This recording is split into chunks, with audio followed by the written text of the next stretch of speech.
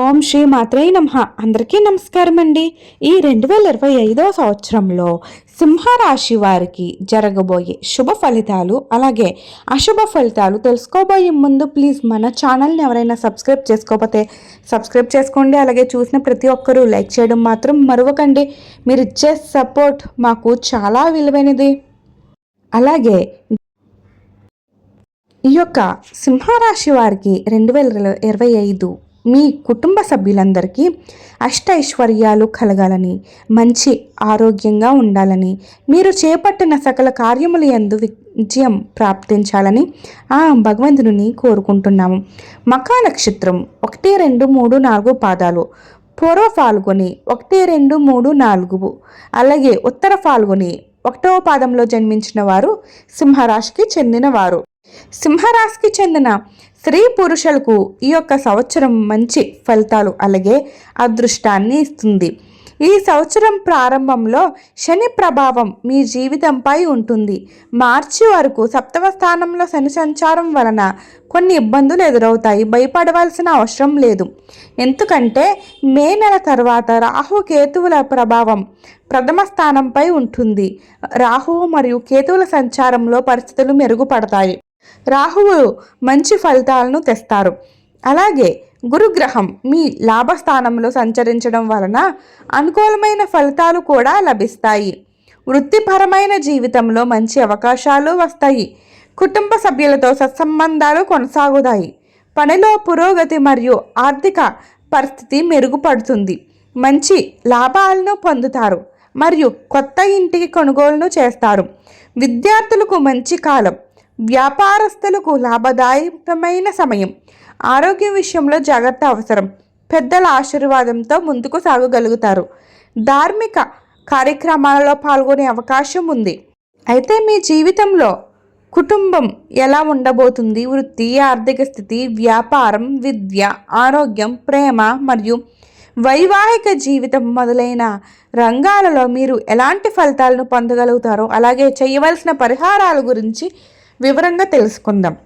సింహరాశికి చెందిన స్త్రీ పురుషులకు కుటుంబ జీవితం ఈ సంవత్సరం ఏ విధంగా ఉండబోతుంది అంటే కుటుంబ విషయాలలో మిశ్రమ ఫలితాలు ఉండబోతున్నాయి. మే నెల వరకు రాహు కేతువుల ప్రభావం ద్వితీయ స్థానంపై ఉండడం వలన కుటుంబ సభ్యుల మధ్య చిన్న చిన్న అభిప్రాయ భేదాలు తలెత్తవచ్చు. అయితే గురుగ్రహం ద్వితీయ స్థానాన్ని చూడడం వలన సమస్యలు త్వరగా పరిష్కారం అవుతాయి. పెద్దల అనుభవం మరియు సలహాలు ఈ సమయంలో చాలా ఉపయోగపడతాయి. మార్చి నెల నుండి శని ప్రభావం ద్వితీయ స్థానంపై ఉండడం వల్ల కాబట్టి కుటుంబ సంబంధాలలో జాగ్రత్త వహించాలి. భయపడవలసిన అవసరం లేదు. ఎందుకంటే మే తర్వాత అన్ని సమస్యలు సర్దుకుంటాయి. అన్నదమ్ముల మధ్య సఖ్యత పెరుగుతుంది. తల్లిదండ్రుల ఆరోగ్యం పట్ల శ్రద్ధ వహించాలి. కుటుంబ సభ్యులతో కలిసి ప్రయాణాలు చేసే అవకాశం ఉంది. అయితే ఈ రాశికి చెందిన స్త్రీ పురుషులకు ఆర్థిక స్థితి ఈ సంవత్సరంలో మిశ్రమ ఫలితాలు ఉంటాయి. సంవత్సరం ప్రారంభం నుండి మే మధ్య వరకు గురుగ్రహం ధనస్థానాన్ని పంచమ దృష్టితో చూడడం వలన ఆదాయం పెరుగుతుంది మరియు పొదుపు చేయగలుగుతారు. మే తర్వాత గురుగ్రహం లాభస్థానంలో ప్రవేశించడం వలన ఆర్థిక పరిస్థితి మరింత పెరుగుతుంది. అయితే మార్చి నుండి శని ప్రభావం ద్వితీయ స్థానంపై ఉండడం వలన అనవసరపు ఖర్చులు పెరగవచ్చును. పెట్టుబడులు పెట్టేటప్పుడు అత్యంత జాగ్రత్తగా ఉండాలి. స్పెక్యులేషన్ మరియు షేర్ మార్కెట్ వంటి వాటి నుండి దూరంగా ఉండడం మంచిది. రుణాలు తీర్చుకోగలుగుతారు. భూమి లేదా చిరాస్తి కొనుగోలు చేయాలనుకునేవారు నిపుణుల సలహాలు తీసుకోవాలి. కుటుంబ సభ్యుల నుండి ఆర్థిక సహాయం లభించవచ్చు. ఈ రాశిలో చెందిన వారికి ఉద్యోగం మరియు వృత్తి సంవత్సరం ఏ విధంగా ఉండబోతుంది అంటే ప్రారంభం నుండి మార్చి వరకు షష్టాధిపతి స్వగృహంలో ఉండడం వలన చిన్న చిన్న అడ్డంకులు అధిగమించి లక్ష్యాన్ని చేరుకుంటారు. ఈ కాలంలో ప్రమోషన్ మరియు స్థానాంతరం వంటి అవకాశాలు లభించవచ్చు. మార్చి తర్వాత కొంత కష్టపడవలసి వస్తుంది. అయితే గురుగ్రహం అనుకూలంగా ఉండడం వలన మీ కష్టానికి తగిన ఫలితం లభిస్తుంది. సహ ఉద్యోగులతో మంచి సంబంధాలు కొనసాగుతాయి.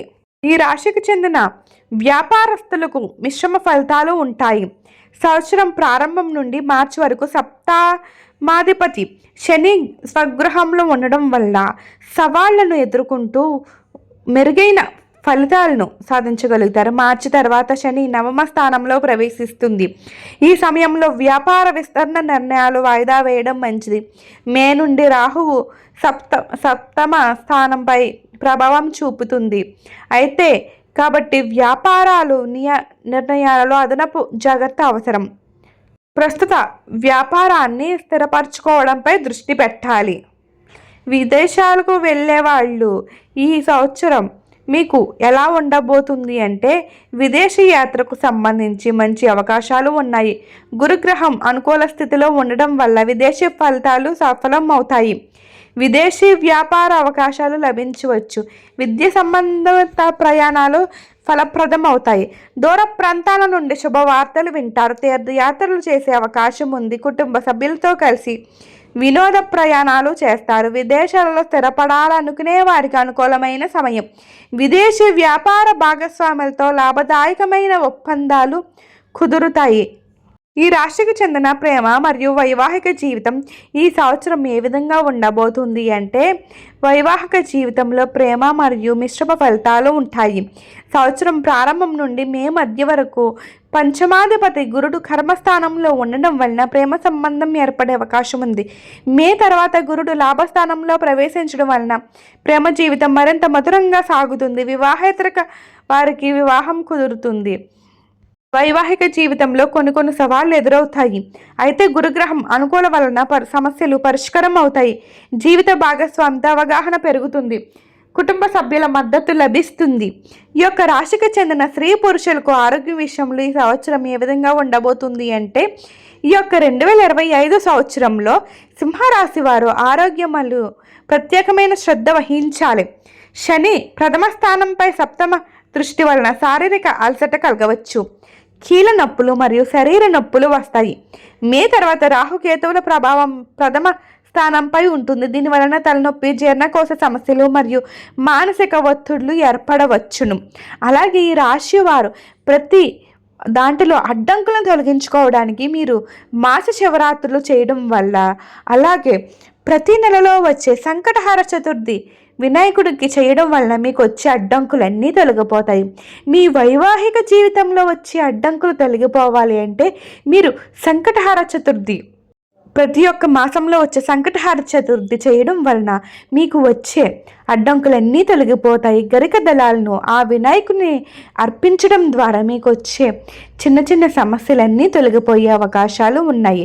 అలాగే 4 తులసి దళములు మీరు ఆ వెంకటేశ్వర స్వామి పాదాల వద్ద ఉంచినట్లయితే మీకు శత్రు దోషాలు అన్నీ తొలగిపోతాయి. ఓం శ్రీ మాత్రై నమః. ప్రతి ఒక్కరికి నా ధన్యవాదములండి.